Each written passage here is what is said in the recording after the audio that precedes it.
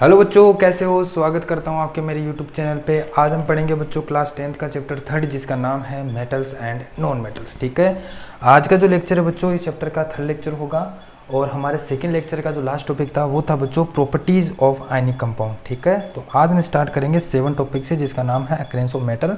और आज के इस चैप्टर में हम बच्चों इस पूरे चैप्टर को कंप्लीट कवर कर लेंगे। तो स्टार्ट करते हैं बिना टाइम को वेस्ट किए हुए। देखो बच्चों, आज के इस लेक्चर का पहला टॉपिक है अकरेंस ऑफ मेटल। देखो बच्चों, द एलिमेंट्स और compounds which occur naturally in the earth crust are known as minerals. ये से कहना चाहता है कि जो एलिमेंट्स और कंपाउंड्स होते हैं वो अर्थ के क्रस्ट में पाए जाते हैं नेचुरल तरीके से। जैसे सिल्वर हो गया, कॉपर हो गया, गोल्ड हो गया। ठीक है, ये तो हो गया एलिमेंट्स।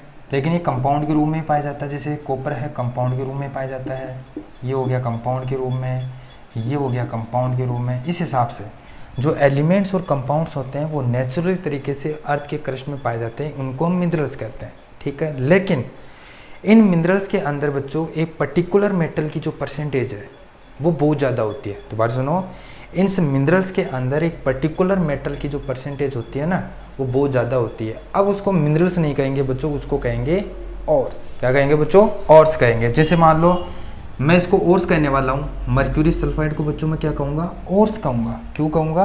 क्योंकि इस कंपाउंड के अंदर एक पर्टिकुलर मेटल का जो परसेंटेज है वो बहुत ज़्यादा है, यानी इसके अंदर मर्क्यूरी का जो परसेंटेज है वो बहुत ज़्यादा है, इसलिए इसको मैं ओर्स कहूँगा। इसको भी मैं ओर्स कहूँगा क्योंकि इसके अंदर एक पर्टिकुलर मेटल यानी जिंक की जो परसेंटेज है वो बहुत ज़्यादा है, इसलिए हम इसको मैं क्या कहूँगा बच्चों? ओर्स कहूँगा। ठीक है, क्या कहूँगा? ओर्स कहने वाला हूँ। समझ गए? अरे ओर्स क्या है बच्चों? ओर्स एक प्रकार का मिनरल्स ही होता है जो अर्थ के क्रस्ट में नेचुरली पाया जाता है, लेकिन उसको मिनरल्स ना कहकर ओर्स क्यों कहते हैं? क्योंकि बच्चों उसके अंदर एक पर्टिकुलर मेटल की परसेंटेज बहुत ज़्यादा होती है जो हमारे लिए उसको एक्सट्रैक्ट करना बहुत प्रॉफिटली होता है, इसलिए उसको ओर्स कहते हैं। आई बात समझ में? ओर्स कुछ नहीं है, एक प्रकार का मिनरल्स ही है, लेकिन उसको ओर्स इसलिए कहते हैं क्योंकि एक मेटल का परसेंटेज उसमें बहुत ज़्यादा होता है। अगला टॉपिक देखो बच्चों, अगला हमारा टॉपिक आता है एक्सट्रैक्शन ऑफ मेटल।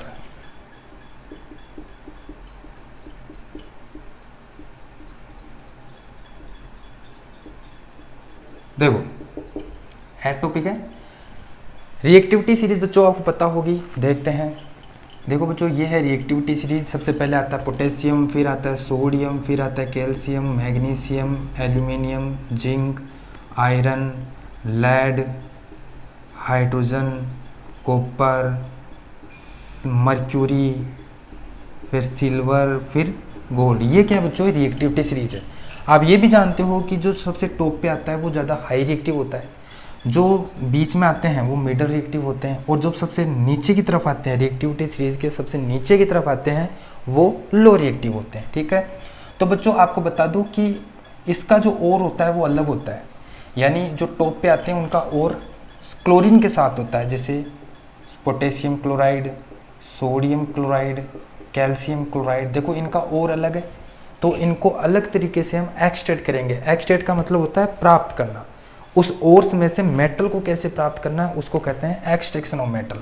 यानी इस ओर्स में से देखो, इस पोटेशियम के बच्चों मेटल है, सोडियम मेटल है, कैल्शियम मेटल है। ये ओर्स वैसे पूरा कैल्शियम क्लोराइड ओर है, तो इस ओर्स में से इस मेटल को कैसे एक्सट्रैक्ट करेंगे, प्राप्त करेंगे, सोडियम को कैसे एक्सट्रैक्ट करेंगे, कैल्शियम को कैसे एक्सट्रैक्ट करेंगे। तो इसको अलग तरीके से करेंगे क्योंकि इनका ओर अलग तरीके का होता है। बीच वाले का जो ओर होता है वो अलग तरीके का होता है, मिडल वाले का। जैसे जिंक की बात करूँ तो बच्चों इनका जो मेटल है, इनका जो ओर्स है बच्चों वो सल्फर के साथ भी होता है और कार्बोनेट के साथ भी होता है, तो इनको अलग तरीके से एक्सट्रैक्ट करेंगे। ये ओर है बच्चों, ये भी ओर है, तो इस ओर्स में से इस मेटल को एक्सट्रैक्ट करेंगे। ये तो टॉपिक है एक्सट्रैक्शन ऑफ मेटल, यानी मेटल को कैसे एक्सट्रैक्ट करेंगे। ठीक है, जिंक में से जिंक को अलग तरीके से एक्सट्रैक्ट करेंगे। बीच वाले की बात लीस्ट रिएक्टिव मेटल की बात करें तो आपको बता दूं कि जो लीस्ट रिएक्टिव मेटल होते हैं ना बच्चों वो ज़्यादातर फ्रीली होते हैं, फ्रीली अर्थ के क्रस्ट में पाए जाते हैं, किसी दूसरे मेटल के साथ मिक्स नहीं रहते। जैसे गोल्ड की बात करूँ, अरे गोल्ड हमेशा फ्रीली पाया जाता है। अब गोल्ड की माइन से सोना निकालते हैं तो क्या सोना किसी दूसरे मेटल के साथ मिक्स रहता है? बिल्कुल भी नहीं। तो ये ज़्यादातर फ्रीली होता है, लेकिन इनमें से भी कुछ मेटल ऐसे हैं जो दूसरे मेटल के साथ मिक्स रहते हैं, दूसरे एलिमेंट के साथ मिक्स रहते हैं। जैसे कॉपर है बच्चों, कॉपर हमेशा सल्फर के साथ मिक्स रहता है, तो इस सल्फर को और कॉपर सल्फाइड में से कॉपर को कैसे एक्सट्रैक्ट करेंगे इसका तरीका अलग है। मर्क्यूरी है वो हमेशा सल्फर के साथ मिक्स रहता है। तो आपने देखा ये जो टॉप पे आने वाले हैं उनका और अलग होता है, क्लोरीन के साथ होता है। जो मिडल है उनका और अलग होता है, मतलब सल्फर के साथ और कार्बोनेट दोनों के साथ होता है। जो लिस्ट रिएक्टिव मेटल्स होते हैं उनका और अलग तरीके से होता है। तो अलग अलग जो मेटल है उनको उनका और अलग अलग होता है, इसलिए उनको तरीका भी अलग अलग होगा। इनको एक्सट्रैक्ट करने का तरीका अलग है, इसके मेटल को एक्सट्रैक्ट करने का तरीका अलग है, इसको मेटल को एक्सट्रैक्ट करने का तरीका अलग है, इनके मेटल को एक्सट्रैक्ट करने का तरीका अलग है। इस हिसाब से और को हम बच्चों 3 कैटेगरी में बांट सकते हैं। और को हम कितनी कैटेगरी में बांट सकते हैं बच्चों? 3 कैटेगरी में। पहला metals of high reactivity, metals of middle reactivity और मेटल्स ऑफ लो रिएक्टिविटी। यानी आपने देखा है कि और को 3 भागों में बांट सकते हैं। इनका और अलग है, ये और अलग है, ये और अलग है। टॉप पे आने वाले मेटल का और अलग तरीके का होता है, मिडल पे आने वाले जो मेटल है उनका और अलग तरीके का होता है, इनका और अलग तरीके का होता है। इस हिसाब से और को कितनी कैटेगरी में बांट सकते हैं बच्चों? 3 कैटेगरी। कौन कौन सी? Metal of high reactivity, metal of low reactivity, middle reactivity और मेटल ऑफ लो रिएक्टिविटी। और कितने भागों में बांट सकते हैं बच्चों? 3 भागों में। तो यहाँ पे लिख देते हैं ओर्स को 3 कैटेगरी में बांटा गया है। ठीक है, पहला हो गया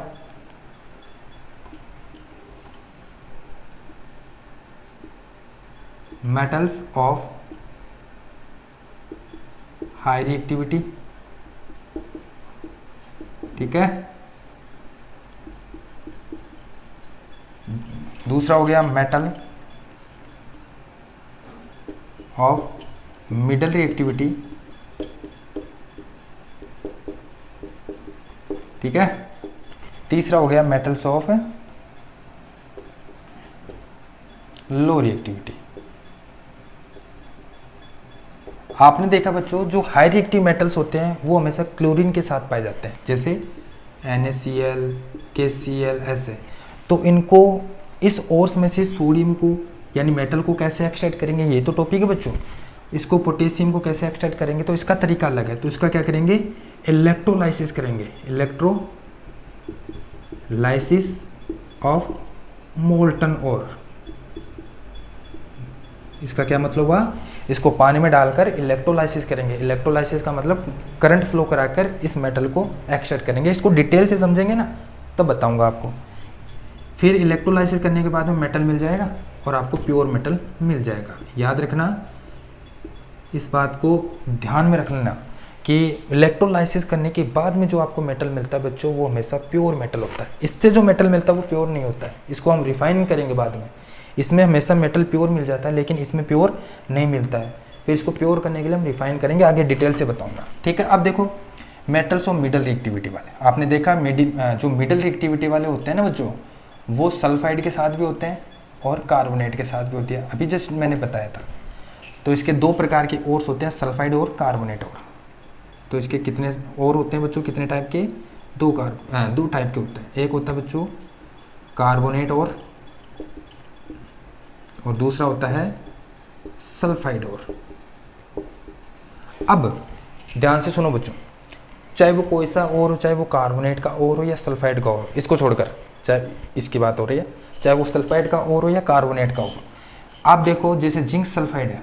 अब जिंक सल्फाइड से जिंक को कैसे निकालेंगे? सीधा जिंक नहीं निकलेगा, एक्सेस नो मेटल। मेटल कैसे एक्सट्रैक्ट करेंगे इसमें से? मेटल कौन सा? जिंक है। जिंक कैसे निकालेंगे? तो बच्चों याद रखना, हमेशा इसको गर्म करेंगे। जैसे गर्म करेंगे तो सल्फाइड हटेगा, ऑक्साइड में बदलेगा। पहले क्या किस में बदलेगा बच्चों? ऑक्साइड में। पहले मेटल सल्फाइड से मेटल ऑक्साइड में बदलेगा।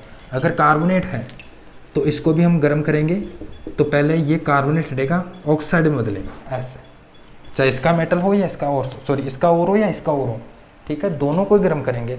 चाहे वो कार्बोनेट का और हो या सल्फाइड का और हो, दोनों को गर्म करेंगे तो फिर वो किस में बदलेगा बच्चों? ऑक्साइड में। फिर ऑक्साइड से हम मेटल निकालेंगे। अभी कैसे निकालेंगे देखो, कार्बोनेट ओर को गर्म करेंगे, सल्फाइड ओर को भी गर्म करेंगे। लेकिन बच्चों कार्बोनेट ओर को गर्म करने की जो प्रोसेस होती है उसको हम कैल्सिनेशन कहते हैं। क्या कहते हैं बच्चों? कैल्सिनेशन। अभी कैल्सिनेशन क्या होती है अभी समझेंगे। कैल्सिनेशन।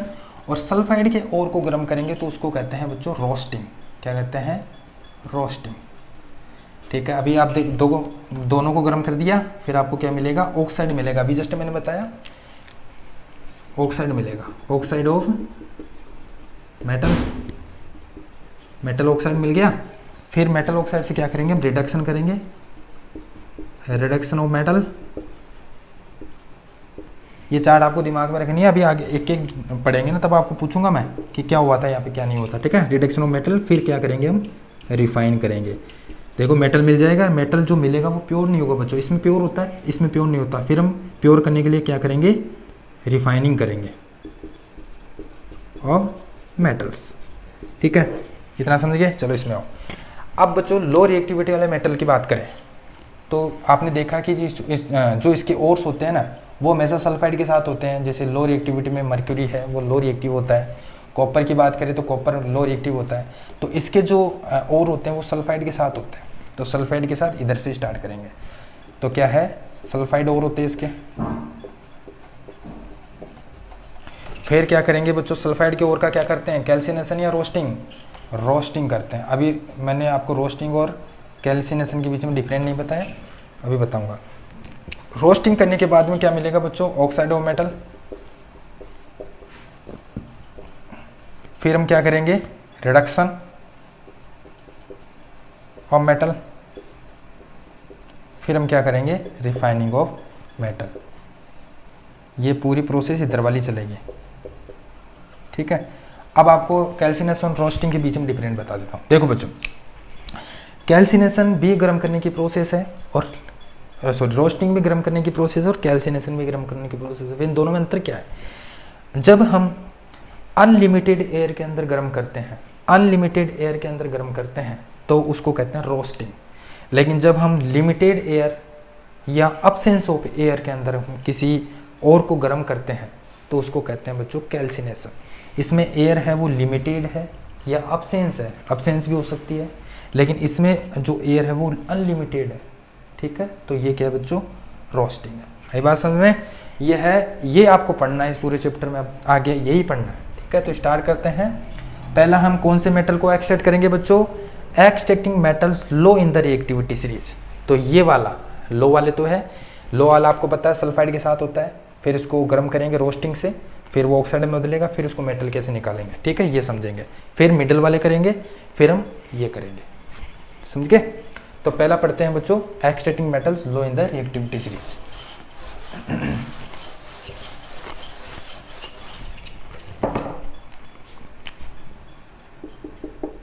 जो रिएक्टिविटी सीरीज के लो पे आते हैं वो आपको पता है इसका ओर्स कौन सा होता है, सल्फर के साथ होता है। जैसे बात करूं बच्चों मर्क्यूरी की, मर्क्यूरी बच्चों सल्फर के साथ होता है। इसका नाम क्या है, इसका नाम है बच्चों सीने बार। ये क्वेश्चन आया हुआ है, अब की बार भी आ सकता है, या तो ये फिलिंग द ब्लैंक्स आएगा या ऑब्जेक्टिव टाइप क्वेश्चन आएगा कि मर्क्यूरी का और कौन सा है, बताओ मर्क्यूरी का और कौन सा बच्चों, मर्क्यूरी का और है सीने बार। इसको बच्चों सीने बार कहते हैं, क्या कहते हैं, सीने बार। तो मर्क्यूरी का है ये और सीने बार। अब आपको पता है क्या करेंगे, रोस्टिंग करेंगे, रोस्टिंग करेंगे। अभी आपको चार्ट पता होनी चाहिए। रोस्टिंग करेंगे तो रोस्टिंग मतलब गर्म करेंगे। ये किसका साइन है बच्चों, गर्म करने का साइन है। गर्म करने का मतलब इसको रिएक्शन होगी ऑक्सीजन के साथ। तो ये किस में बदलेगा बच्चों, पहले ऑक्साइड में बदलेगा, मर्क्यूरी सल्फाइड का मर्क्यूरी ऑक्साइड में बदलेगा और साथ में क्या निकलेगा, SO2 निकल जाएगा, ठीक है। इसको बैलेंस आप कर लेना, ठीक है। मिल गया आपको मर्क्यूरी ऑक्साइड। फिर इस मर्क्यूरी ऑक्साइड को फर्दर हम गर्म करेंगे। अब दोबारा से गर्म करेंगे तो बच्चों दोबारा से ऑक्सीजन के साथ रिएक्शन नहीं होगी, क्योंकि पहले ऑक्सीजन है इसमें। आपको याद रख लेना कि हम कंपाउंड को गर्म करते हैं और उसमें पहले से ऑक्सीजन है तो वो कभी दोबारा से ऑक्सीजन के साथ रिएक्ट नहीं करेगा। लेकिन अगर ऑक्सीजन नहीं है और फिर हम उसको गर्म कर रहे हैं तो वो ऑक्सीजन के साथ रिएक्ट करेगा। देखो इसमें ऑक्सीजन नहीं है तो मैंने इसको गर्म किया, ऑक्सीजन के साथ रिएक्ट करेगा। अब इसमें ऑक्सीजन है, मैं गर्म कर रहा हूँ फर्दर, ऑक्सीजन के साथ रिएक्ट नहीं करेगा। तो क्या होगा, यहाँ से मर्क्यूरी और यहाँ से ऑक्सीजन अलग हो जाएगा। तो देखो मैंने क्या किया, मर्क्यूरी को एक्सट्रैक्ट कर लिया। यही तो पढ़ना था कि लो रिएक्टिविटी, लो पे आने वाले जो मेटल्स होते हैं उनको कैसे रिएक्ट एक्सट्रैक्ट करते हैं। तो मैंने ऐसे एक्सट्रैक्ट किया, ठीक है। ये तो हो गया इसका मर्क्यूरी का। मर्क्यूरी का और कौन सा है, सिनेबार।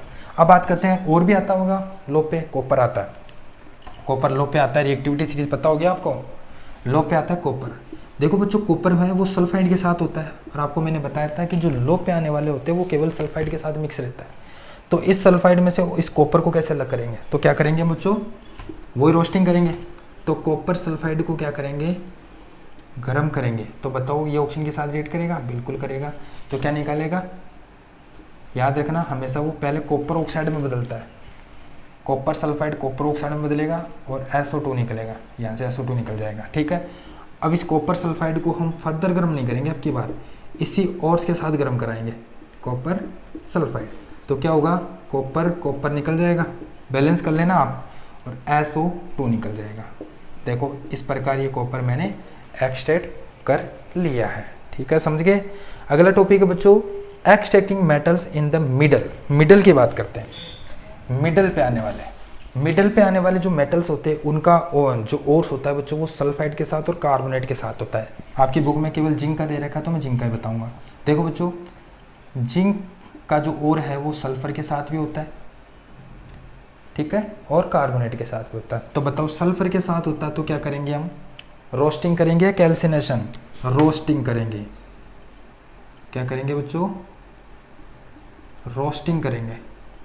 रोस्टिंग का मतलब अनलिमिटेड एयर के अंदर इसको गर्म करेंगे।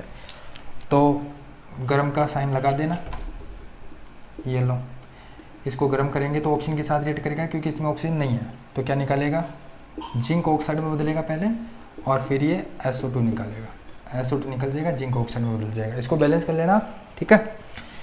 तो ये हो गया जब सल्फर के साथ हो तो रोस्टिंग करते हैं, लेकिन अगर ये कार्बोनेट के साथ होता है तो आपको बता दूं जो मिडल वाले होते हैं वो कार्बोनेट और सल्फर दोनों के साथ होता है। तो अगर ये कार्बोनेट के साथ होता है तो क्या करते हैं बच्चों, कैल्सिनेशन करते हैं। क्या करते हैं, कैल्सिनेशन। तो कैल्सिनेशन का मतलब होता है गर्म करने की प्रोसेस, लेकिन लिमिटेड एयर, मतलब अब्सेंस ऑफ एयर भी मान सकते हो।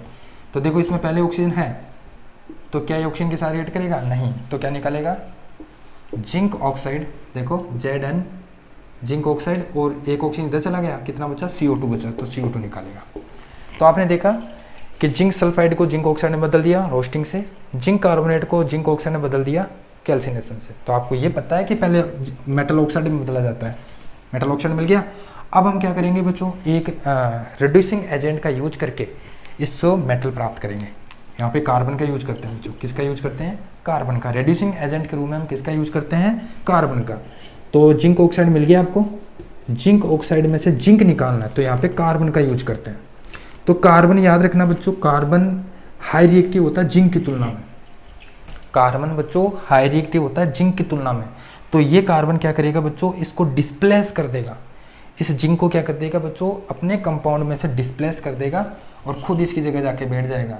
यानी ये कार्बन इसको हटा देगा यहाँ से। अब आपको मेटल प्राप्त करना है ना बच्चों, तो मेटल कैसे प्राप्त करेंगे, इसको फर्दर गर्म करके नहीं प्राप्त कर सकते हैं। इसको एक रेड्यूसिंग एजेंट का यूज करेंगे, लो वाले की तरह नहीं कि इसको दोबारा से गर्म कर लेंगे, नहीं, रेड्यूसिंग एजेंट का यूज करेंगे। तो रेड्यूसिंग एजेंट के रूप में हम कार्बन का यूज कर रहे हैं। कार्बन होता है वो जिंक की तुलना में हाई रिएक्टिव होता है। ये क्या करेगा, जिंक को डिस्प्लेस कर देगा उसके कंपाउंड में से, और क्या निकालेगा, जिंक को डिस्प्लेस कर देगा, जिंक को बाहर निकाल देगा और खुद इसकी जगह जाके जुड़ जाएगा। इस प्रकार CO खुद जगह जुड़ गया और इस जिंक को डिस्प्लेस कर देगा। तो ये मेटल आपको इस प्रकार मिल जाता है। तो मेटल मिल गया, यही तो है extracting of metals middle in the reactivity series. Middle में आने वाले जो मेटल्स होते हैं उनको कैसे एक्सट्रैक्ट करते हैं, ऐसे एक्सट्रैक्ट करते हैं। आई बात समझ में, मेटल मिल गया। तो देखो बच्चों यहाँ पे आपने देखा कि इस प्रकार की रिएक्शन में जो मेटल्स है वो डिस्प्लेसमेंट रिएक्शन से हम प्राप्त कर सकते हैं। डिस्प्लेसमेंट रिएक्शन क्या होती है, जिसमें हाई रिएक्टिव मेटल होता है वो लो रिएक्टिव मेटल को डिस्प्लेस कर देता है उसके कंपाउंड में से। तो ये भी यहाँ पे भी तो ये हो रहा है कि हाई रिएक्टिव मेटल है, कार्बन जिंक की तुलना में हाई रिएक्टिव होता है। ये क्या कर देगा, जिंक को डिस्प्लेस कर देगा इसके कंपाउंड में से और खुद इसकी जगह जाके बैठ जाएगा। तो आपने देखा कि इस प्रकार की रिएक्शन में जो मेटल है वो डिस्प्लेसमेंट रिएक्शन से मिल रहा है। तो इस प्रकार ये हम डिस्प्लेसमेंट रिएक्शन से भी मेटल को प्राप्त कर सकते हैं। एग्जाम्पल और दे रखा बच्चों, जैसे मैंगनीज डाइऑक्साइड है, अगर इसकी रिएक्शन में एल्यूमिनियम पाउडर के साथ कराऊं, किसके साथ बच्चों, एल्यूमिनियम पाउडर सॉलिड है, और एल्यूमिनियम पाउडर डालकर मैंगनीज डाइऑक्साइड के अंदर एल्यूमिनियम पाउडर डालकर इसको अगर मैं गर्म करूं तो क्या मिलेगा बच्चों आपको, Al ऑक्सीजन के साथ रिएक्शन करेगा तो क्या बनाएगा, Al2O3, और बचा मैंगनीज, आपको मेटल मिलेगा, और वो भी किसमें, लिक्विड के फॉर्म में। समझे नहीं समझे, लिक्विड के फॉर्म में आपको मेटल मिलेगा। ये देखो बच्चों, इसने क्या किया, एल्यूमिनियम ने क्या किया, इस मैंगनीज को डिस्प्लेस कर दिया और खुद ही इसकी जगह जाके बैठ गया। तो एल्यूमिनियम ऑक्साइड बन जाएगा और मैंगनीज मिलेगा। ये बच्चों डिस्प्लेसमेंट रिएक्शन तो है, समझा कि डिस्प्लेसमेंट रिएक्शन है, लेकिन ये डिस्प्लेसमेंट रिएक्शन इतनी एक्सोथर्मिक होती है, एक्जोथर्मिक मतलब ऐसी रिएक्शन जिसमें हीट निकलती है। तो बच्चों ये जो रिएक्शन है इतनी एक्जोथर्मिक होती है कि जो मेटल मिलता है वो मोल्टन स्टेट में मिलता है। लिक्विड लिखा है मैंने, लिक्विड मतलब मोल्टन स्टेट में ये मिलेगा। इतनी खतरनाक एक्जोथर्मिक रिएक्शन है कि जो मेटल आपको मिल रहा है वो लिक्विड फॉर्म में मिल रहा है, लिक्विड फॉर्म में मेटल मिल रहा है। सोचो कितनी खतरनाक रिएक्शन होगी ये। आई बात समझ में? तो अगला टॉपिक है बच्चों थर्मिट रिएक्शन। इंपॉर्टेंट रिएक्शन है, ये आपको समझ लेना है। थर्मिट रिएक्शन क्या होती है? देखो अभी आपने देखा कि कुछ डिस्प्लेसमेंट रिएक्शन इतनी खतरनाक या इतनी एक्जोथर्मिक होती है, खतरनाक तो क्या होती है, इतनी एक्जोथर्मिक होती है कि उससे जो हीट निकलती है वो बहुत ज़्यादा निकलती है। ठीक है, तो जो मेटल मिलता है वो मोल्टन स्टेट में मिलता है। तो हम थर्मिट रिएक्शन किसको कहते हैं? When iron third oxide reaction with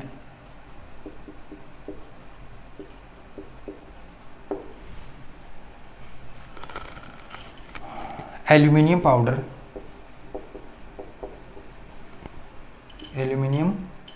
powder then excessive heat are generated, ठीक है, and metal are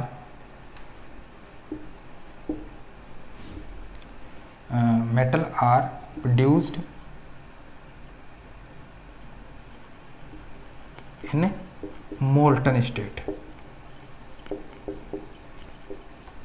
is called thermite reaction. क्या मतलब हो इसका? देखो समझते हैं। ये से कहना चाहता है कि जब आयरन थर्ड ऑक्साइड, ये थर्ड का क्या मतलब हुआ? यहाँ पे आयरन की वैलेंसी कितनी रखेंगे हम? 3 रखेंगे। बच्चों आपको बता दूं आयरन की जो वैलेंसी है वो 2 भी होती है और 3 भी होती है।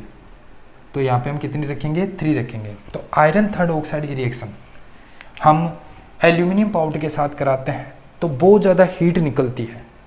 देखो आयरन थर्ड ऑक्साइड ये बच्चों सॉलिड होता है, इसकी रिएक्शन एल्यूमिनियम पाउडर के साथ कराते हैं और इसको गर्म करते हैं।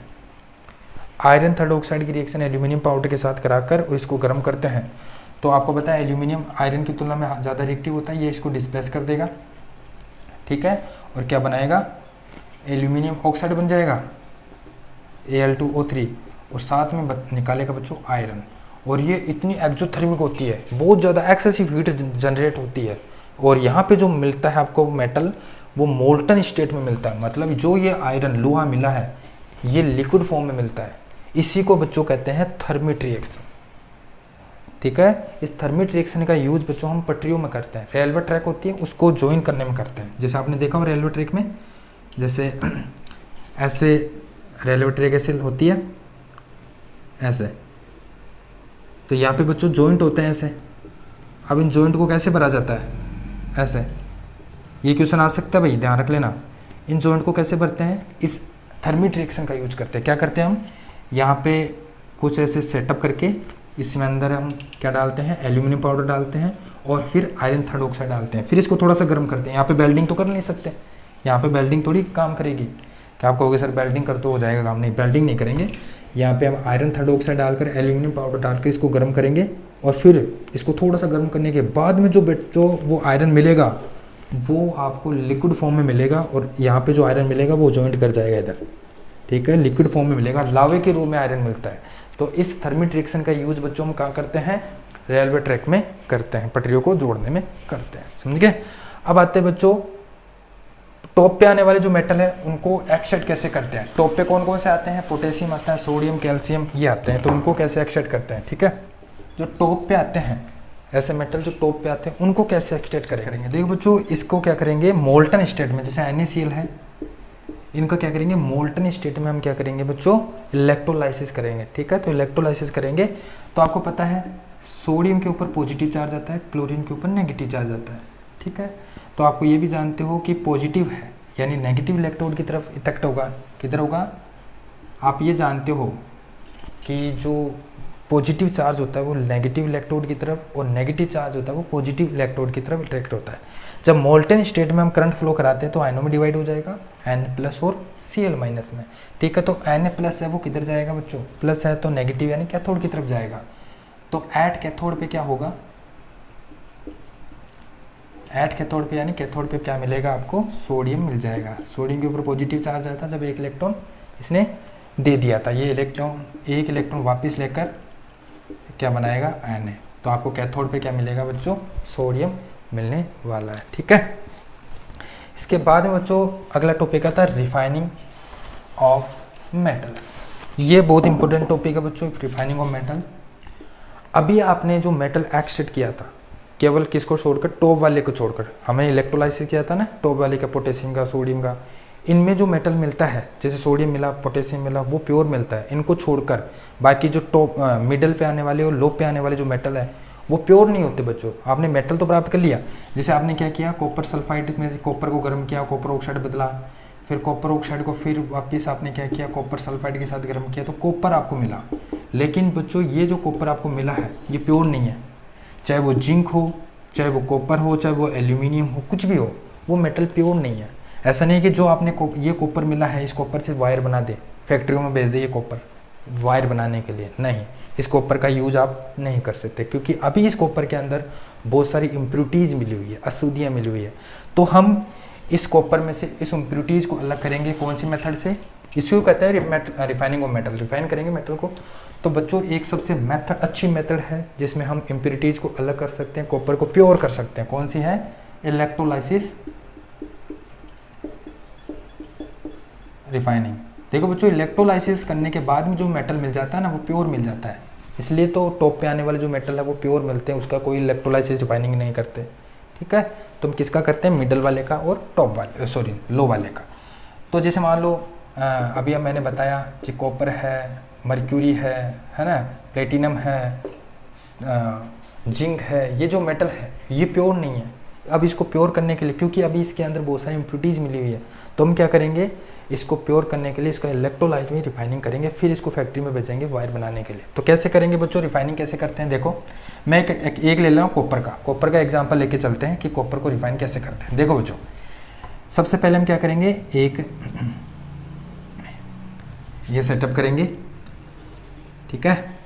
आपने देखा कि जो मेटल एक्सट्रैक्ट किया है, जैसे मान लो कॉपर का आपको एक मेटल मिल गया है ऐसे, ये मिल गया कॉपर, ये इम्प्योर कॉपर है बच्चों, क्या है, इम्प्योर कॉपर। आप इस कॉपर से सीधा वायर बनाने के लिए यूज में नहीं ले सकते, क्योंकि अभी इसके अंदर बहुत सारी इम्प्योरिटीज मिली हुई है।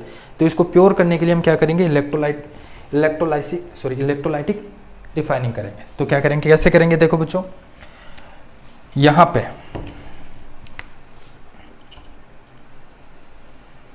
इलेक्ट्रोलाइटिक का मतलब हो जाए बच्चों करंट फ्लो कराना, क्या, करंट फ्लो कराना। ये है मेरे पास कॉपर की बात कर रहा हूँ मैं, कॉपर को लेकर एग्जाम्पल के रूप में समझ रहा हूँ। तो ये मेरे पास है बच्चों इम्प्योर कॉपर, क्या बच्चों, इम्प्योर कॉपर, ठीक है। और इधर ले लेता हूं मैं प्योर। याद रखना कि जिस मेटल को आप रिफाइन कर रहे हो उसी मेटल का आपको प्योर मेटल भी लेना है। जैसे मान लो ये कॉपर का है इम्प्योर, तो इधर आपको कॉपर का ही प्योर लेना है। ये पतली सी आप ले सकते हो, इसको एक इलेक्ट्रोड बनाना है बच्चों, तो आप ये पतली सी भी ले सकते हो, ठीक है, बहुत पतली भी ले सकते हो। ऐसा क्यों, क्योंकि बच्चों यहाँ से जो कॉपर है वो इसकी तरफ जाएगा, यहाँ से कॉपर निकल कर इसके ऊपर चिपक जाएगा। अगर आपने ऊपर एल्यूमिनियम का ले रखा है, यहाँ पे एल्यूमिनियम का ले लिया, तो आप देखोगे कि एल्यूमिनियम के ऊपर कॉपर चढ़ गया, ऐसा तो फिर और ज़्यादा प्रॉब्लम हो जाएगी, नहीं समझे। अगर आपने यहाँ पे कॉपर की जगह कोई दूसरा मेटल ले लिया, कॉपर को रिफाइनिंग कर रहे हैं तो कॉपर की जगह यहाँ पे दूसरा ले लिया, तो यहाँ से क्या होगा, जो कॉपर निकल कर इसके ऊपर चिपक जाएगा। तो फिर देखा मामला आपने एल्यूमिनियम का ले रखा है, तो आप देखोगे कि एल्यूमिनियम के ऊपर कॉपर चिपक गया, तो ये और ज़्यादा प्रॉब्लम हो जाएगी। तो आप जिस मेटल का रिफाइनिंग कर रहे हो उसी मेटल का आपको प्योर स्ट्रिप लेनी है, ठीक है। ये हो गया pure metal of copper. Copper का कर रहे हो तो कॉपर का लेंगे, ठीक है। अब देखो बच्चों बैटरी से जोड़ना है। जब आप बड़ी फैक्ट्रियों में या कंपनी में काम जब करोगे या कुछ भी, तो आपको पता होना चाहिए किससे जोड़ना है, ठीक है। इलेक्ट्रोलाइसिस रिफाइनिंग करने के लिए आप क्या करना है, तो इम्प्योर को बच्चों हमेशा प्लस से जोड़ना है, इस बात को याद रखना। जो इम्प्योर मेटल है उसको हमेशा एनोड से जोड़ना है। किससे जोड़ना बच्चों? एनोड से। और जो प्योर है उसको हमेशा किससे जोड़ना है? कैथोड से जोड़ना है। किससे? कैथोड से जोड़ना। आई बात समझ में? अब देखो यहाँ तक समझ गया कि जिस मेटल को आप रिफाइन करते हो उस मेटल को हमेशा, इम्प्योर मेटल हो गया, उसको हमेशा एनोड से जोड़ना है, और उसी मेटल का आपको प्योर स्ट्रिप लेना है पतली, और उसको कैथोड से जोड़ना है। समझ गए? आगे चलते हैं। अब यहाँ पे आप इलेक्ट्रोलाइटिक क्या लोगे? इलेक्ट्रोलाइटिक क्या लोगे? इलेक्ट्रोलाइटिक मतलब, इलेक्ट्रोलाइटिक क्या होता है बच्चों? इलेक्ट्रोलाइटिक एक सॉल्यूशन होता है जिसके अंदर करंट फ्लो होता है। तो यहाँ पे इलेक्ट्रोलाइटिक के रूप में हम लेंगे जिस मेटल का आप इलेक्ट्रोलाइटिक कर रहे हो, इलेक्ट्रोलाइसिस कर रहे हो, उसी मेटल का बच्चों आपको साल्ट सॉल्यूशन लेना है। तो हम किसका कर रहे हैं? कॉपर का कर रहे हैं, तो कॉपर का क्या लेना बच्चों? साल्ट सॉल्यूशन लेना है। तो यहाँ पे लूँगा कॉपर सल्फेट। अगर आपने यहाँ पे कुछ और ले लिया, सोडियम सल्फेट ले लिया, तो कभी इलेक्ट्रोलाइसिस नहीं होगा, ये रिफाइन होगा ही नहीं। अभी समझेंगे क्यों नहीं होगा। अगर आपने कोई दूसरा ले लिया तो भी नहीं होगा। जिस मेटल का आप रिफाइनिंग कर रहे हो उसी मेटल का क्या लेना है? आपको साल्ट सॉल्यूशन लेना है। समझ गए इतना? अब देखो, एसिडिफाइड लेना है, acidified copper sulphate, acidified copper sulphate. Acidified का मतलब इसमें थोड़ा सा एसिड डाल देना, सल्फ्यूरिक एसिड डाल देना। आई बात समझे? अब देखो बच्चों आगे, जैसे मैं करंट फ्लो कराऊंगा, स्विच को चालू करूंगा, करंट फ्लो कराऊंगा, तो क्या होगा? ये जो कॉपर सल्फेट है ये आयनों में डिसोसिएट हो जाएगा, कॉपर 2+ SO4-, कॉपर 2+, क्योंकि ये सॉल्यूशन किसका है भाई? कॉपर सल्फेट का ही तो है। तो ये आयनों में डिसोसिएट हो जाएगा, कॉपर 2+ SO4-, कॉपर 2+ SO4-। अब आपको पता है कि जो कॉपर 2+ है यानी पॉजिटिव चार्ज है वो नेगेटिव की तरफ अट्रैक्ट होता है। SO4- है वो पॉजिटिव की तरफ अट्रैक्ट होना चाहिए, लेकिन ये नहीं होता, ये स्टेबल है। कॉपर 2+ है वो किधर अट्रैक्ट होगा? हम क्या चाहते हैं कि यहाँ से जो प्योर कॉपर है, ये इम्प्योर है, जो प्योर है, प्योर कॉपर, वो यहाँ से निकल कर इधर इसके ऊपर आके चिपक जाए, ये तो चाहते हैं। तो ऐसे ही होगा। देखो कॉपर है, कॉपर 2+, इसके ऊपर पॉजिटिव चार्ज है, तो ये किधर जाएगा? नेगेटिव की तरफ जाएगा। किधर जाएगा बच्चों? नेगेटिव की तरफ। तो नेगेटिव को किससे जोड़ रखा है? प्योर से जोड़ रखा है, ये प्योर है। तो यहाँ से कॉपर, सॉल्यूशन से कॉपर निकलेगा और इसकी तरफ जाएगा। कॉपर 2+ किधर जाएगा बच्चों? इधर जाएगा, कैथोड की तरफ, क्योंकि पॉजिटिव चार्ज नेगेटिव की तरफ अट्रैक्ट होता है। तो यहाँ से सॉल्यूशन से कॉपर 2+ इधर जाएगा, और यहाँ से कॉपर, इससे कॉपर 2+ सॉल्यूशन में मिलेगा और इधर से ऐसे जाएगा। यहाँ से कॉपर 2+ निकलेगा, इधर जाएगा, सॉल्यूशन में मिलेगा पहले वो, फिर इधर जाएगा, फिर यहाँ से कॉपर 2+ निकलता रहेगा, सॉल्यूशन में मिलता रहेगा, इधर जाता रहेगा। और जो इम्प्योरिटीज है बच्चों वो इस एनोड के नीचे जाके बैठ जाएगी। इसके अंदर जो भी इम्प्योरिटीज है ना बच्चों, ये एनोड के नीचे जाके बैठ जाएगी। इसको क्या कहेंगे बच्चों?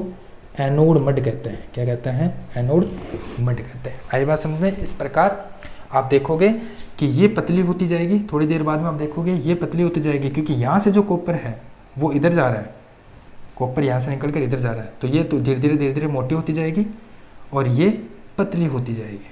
ठीक है? तो एक टाइम ऐसा आएगा ये पूरी पतली हो जाएगी और ये पूरी मोटी हो जाएगी, क्योंकि यहाँ से सारा कॉपर इधर निकल गया। इस प्रकार हम कॉपर को यानी किसी भी मेटल को प्योर कर सकते हैं। समझ गए होंगे? चलो, इस चैप्टर का लास्ट टॉपिक है बच्चों corrosion and prevention. And topic corrosion. Corrosion क्या होता है? अब ये जानते हो, 7th क्लास से भी सीखा होगा। Corrosion is a slow process in which metal are change into undesirable substance is called corrosion.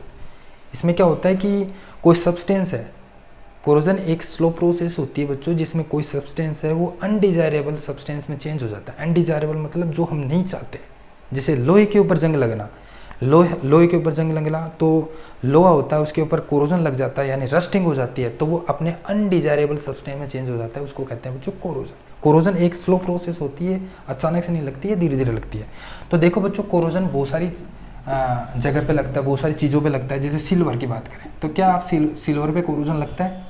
Rusting बच्चों एक प्रकार का कोरोजन है, रस्टिंग कोरोजन का एग्जाम्पल है, न कि रस्टिंग ही कोरोजन है। ठीक है? तो क्या सिल्वर के ऊपर कोरोजन लगता है बच्चों? सिल्वर के ऊपर कोरोजन होता है क्या? बिल्कुल होता है, सिल्वर के ऊपर कोरोजन होता है। आपने देखा होगा सिल्वर के ऊपर जो ब्लैक कलर की कोटिंग आती है, चांदी के ऊपर ब्लैक कलर की कोटिंग आ जाती है, वो बच्चों कोरोजन है। ऐसा क्यों होता है? क्योंकि सिल्वर होता है वो सल्फाइड, सल्फर के साथ, किसके साथ बच्चों? सिल्वर वो सल्फर के साथ रिएक्ट करके क्या बना देता है, सिल्वर सल्फाइड बना देता है। जो ब्लैक कलर की कोटिंग आ जाती है ना सिल्वर के ऊपर, वो बच्चों क्या है, सिल्वर सल्फाइड है। तो ये क्या बच्चों, ये प्रकार का कोरोजन है, रस्टिंग नहीं है, कोरोजन है, कोरोजन है। ब्लैक कलर की कोटिंग आ जाती है सिल्वर के ऊपर, वो बच्चों क्या है, कोरोजन है। आपने देखा होगा बच्चों कॉपर, कॉपर के ऊपर क्या कोरोजन देखा आपने, ग्रीन कलर की लेयर आ जाती है। कॉपर के ऊपर क्या आ जाती है बच्चों, ग्रीन कलर की लेयर आ जाती है, उसको कहते हैं कोरोजन। कैसे कैसे आते हैं वो ग्रीन कलर की लेयर, जैसे कॉपर है बच्चों, वो एटमॉस्फेरिक एटमॉस्फेरिक कार्बन डाइऑक्साइड के साथ रिएक्ट करके क्या बनाता है, CuCO3 बनाता है, कॉपर कार्बोनेट बनाता है। जो ग्रीन कलर की लेयर बनी है वो कॉपर कार्बोनेट है बच्चों, क्या है, कॉपर कार्बोनेट। और आप रस्टिंग तो जानते हो, रस्टिंग एक प्रकार का क्या है, रस्टिंग है बच्चों एक प्रकार का कोरोजन। इसमें क्या होता है कि आयरन है वो ऑक्सीजन और वाटर के साथ रिएक्ट करता है, वाटर और ऑक्सीजन के साथ रिएक्ट करके क्या बनाता है, Fe2O3.XS2 निकालता है। ठीक है, तो यहाँ पे देखो बच्चों, ये Fe2O3 क्या है, एक प्रकार का रस्टिंग है। ये किस कलर का होता है बच्चों, रेडिश ब्राउन कलर का। किस कलर का, रेडिश ब्राउन कलर का। अरे आपने देखा होगा लोहे के ऊपर जंग लग जाती है, तो वो लोहे के ऊपर जंग किस कलर की होती है, रेडिश ब्राउन कलर की। तो क्या बन जाता है वो, Fe2O3 बन जाता है, फेरिक ऑक्साइड बन जाता है। इस प्रकार ये क्या है बच्चों, सारे के सारे कोरोजन है। ठीक है, सिल्वर के ऊपर ब्लैक कलर की कोटिंग आ जाती है, सिल्वर सल्फाइड। कॉपर के ऊपर ग्रीन कलर की कोटिंग आ जाती है, कॉपर कार्बोनेट बन चुका है वो। और आयरन के ऊपर रेडिश ब्राउन कलर की लेयर आ जाती है, वो है आयरन ऑक्साइड। आपको बता दूं कि लोहे के ऊपर जंग लगने के लिए दो चीज़ें की नेसेसरी होती है, दो चीज़ें नेसेसरी होती है, एक तो ऑक्सीजन और एक वाटर, दो चीज़ें की आवश्यकता होती है। अगर इन दोनों में एक भी नहीं है तो उसके ऊपर रस्टिंग नहीं लगेगी। ठीक है, अब देखो बच्चों, हम प्रिवेंस कैसे करेंगे, कोरोजन से कैसे बचा जा सकता है, रस्टिंग से कैसे बचा जा सकता है। ठीक है, अगला है प्रिवेंशन ऑफ रस्टिंग। रस्टिंग से बचने का ही बता रखा है, रस्टिंग से कैसे बचा जा सकता है। देखो बच्चों, रस्टिंग से बचने का सिंपल तरीका है, पेंटिंग कर दो,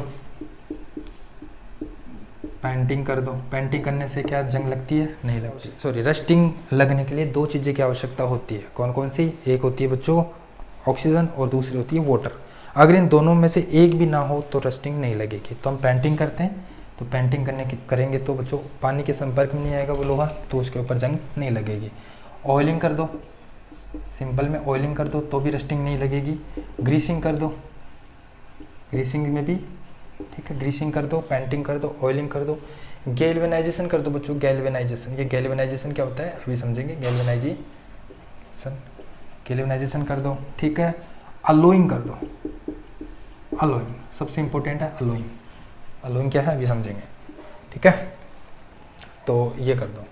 तो देखो बच्चों, पेंटिंग आप जानते हो, ऑयलिंग सब जानते हो, ग्रीसिंग। गैल्वेनाइजेशन क्या होती है, गैल्वेनाइजेशन बच्चों एक ऐसी प्रोसेस होती है जिसमें रस्टिंग से बचने के लिए हम आयरन के ऊपर क्या करते हैं, जिंक की लेयर चढ़ाते हैं बच्चों। किसकी लेयर चढ़ाते हैं, जिंक की लेयर चढ़ा देते हैं आयरन से बचने के लिए। ठीक है, उसको कहते हैं हम गैल्वेनाइजेशन। अलोइंग क्या होता है बच्चों, अलोई का मतलब होता है मिश्र धातु। क्या होता है बच्चों, मिश्र धातु। मिश्र मतलब जब दो मेटल को मिक्स करके एक नया मेटल बनाया जाता है, उसको कहते हैं अलोई। अलोई क्यों करते हैं बच्चों, अलोई इसलिए करते हैं ताकि रस्टिंग से बचा जा सके। अब देखो, जैसे पहला दे रखा है बच्चों, अगर हम आयरन के अंदर थोड़ा सा क्या डाल दें, कार्बन डाल दें, ठीक है, तो ये क्या बन गया, दो मेटल का मिक्सचर बन गया। तो ये जो फिर आयरन बनेगा वो क्या होगा, हार्ड होगा, स्ट्रोंग होगा। ठीक है, ठीक है। दूसरा देखो, अलोई कर दिया। दूसरा अलोई देखो, आपने देखा होगा स्टेनलेस स्टील। स्टील देखी होगी बच्चों आपने, स्टील क्या उसके ऊपर जंग लगती है, नहीं लगती। तो ये भी क्या है बच्चों, मिश्र धातु है, अलोई है। दो धातुओं को मिक्स करके, दो मेटल को मिक्स करके बनाया गया। तो कौन कौन सी दो धातु हैं, एक तो आयरन होता है बच्चों, आयरन के अंदर एक तो क्रोमियम मिक्स कर दो, या आयरन के अंदर आप क्या मिक्स कर दो, निकल मिक्स कर दो। तो जो मेटल बनेगा, जो नया बनेगा, वो उसको, वो क्या नाम है उसका बच्चों, स्टील नाम है, और इसके ऊपर कभी भी जंग नहीं लगती है। ठीक है, अगला देखो मिश्र धातु कौन सी है। यहाँ पे क्वेश्चन आ सकता है बच्चों ब्रास में से। ब्रास देखा बच्चों आपने, पीतल, पीतल के ऊपर कभी जंग लगते हुए देखा है? नहीं देखा। तो पीतल भी बच्चों दो धातुओं का मिक्सर होता है। कौन कौन सी? कॉपर प्लस जिंक, कॉपर और जिंक, ठीक है। एक होती है बच्चों ब्रोंज, ब्रोंज को मतलब कांसा, इसको कांसा कहते हैं। ये भी दो धातुओं का मिक्सर होती है। कौन सा? Copper plus tin. कॉपर और टिन को आपस में मिक्स कर देंगे तो क्या बन जाएगा बच्चों? ब्रोंज बन जाएगा। ये क्वेश्चन आ सकता है फिलिंग द ब्लैंक्स या ऑब्जेक्टिव टाइप क्वेश्चन में से, ठीक है। कॉपर और जिंक का हो गया पीतल, और कॉपर और टिन का हो गया बच्चों ब्रोंज। देखो बच्चों आपने सोल्डर देखा है, जैसे वेल्डिंग करते हैं तो वहाँ पे वो सोल्डर होता है ना, गर्म करते हैं तो वो लोहे जैसा बन जाता है, दो लोहे को चिपकाने में काम आता है। तो वो इतना जल्दी मेल्ट होता है यार कि देखो किसका बना होता है वो? लेड प्लस टिन का बना होता है। लेड का फॉर्मूला Pb और टिन का Sn हो गया। तो दो धातु से लेड, वो भी बच्चों क्या होता है? अलोय होता है। तो दो धातु से मिलकर बना होता है। इसका जो मेल्टिंग पॉइंट होता है, जो अब जो बना बच्चों, इन दोनों को मिक्स करने के बाद में जो बना है उसका जो मेल्टिंग पॉइंट होता है वो बहुत कम होता है। आई बात समझ में? तो इसका यूज़ हम करते हैं। देखो जो 24 कैरेट गोल्ड होता है वो किसी काम का नहीं होता, इससे ज्वेलरी नहीं बना सकते, ठीक है। तो इसमें क्या करते हैं बच्चों, हम मिक्स करते हैं, अलोई करते हैं। तो क्या अलोई करते हैं? या तो कॉपर मिक्स करते हैं या इसके अंदर सिल्वर मिक्स करते हैं, फिर इसका यूज हम ज्वेलरी बनाने में करते हैं। प्योर गोल्ड होता है वो 24 कैरेट का, उससे हम ज्वेलरी नहीं बना सकते, ठीक है। ये हमारा चैप्टर कंप्लीट हुआ। उम्मीद करता हूँ कि चैप्टर समझ में आया होगा। अगर वीडियो अच्छा लगे तो प्लीज़ वीडियो को लाइक करें, चैनल पर नए हो तो चैनल को सब्सक्राइब करें।